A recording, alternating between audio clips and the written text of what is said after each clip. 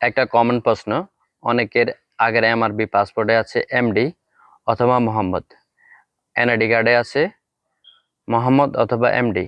এই দুইটাতে যদি পার্থক্য হয় তাহলে কোনো সমস্যা হবে না, এবং কি কারোর নামে যদি মায়ের নামে বেগম আক্তার এটা পার্থক্য থাকে তাহলে কোনো সমস্যা হবে না, এবং কি যদি ডাকঘর পার্থক্য থাকে তাহলে কোনো সমস্যা হবে না। অনেকে দেখা গেছে এমআরবি পাসপোর্টে আছে আগে আসলে মোহাম্মদ, তার এনআইডি কার্ডে আছে এমডি, এতে কোনো সমস্যা হবে না। অনেকের আছে আগে আসলে মোহাম্মদ কিন্তু কাল এনআইডি কার্ডে আছে এমডি, এতেও সমস্যা হয় না।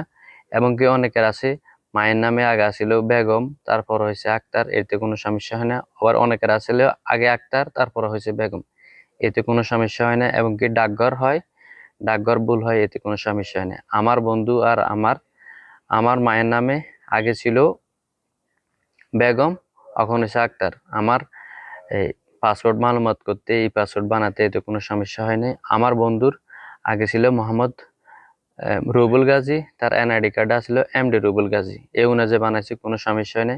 ভিডিওটি সবার কাছে শেয়ার করে দিবেন। ভালো থাকবেন। আসসালামু আলাইকুম রহমতুল্লাহি বরকাতুহু।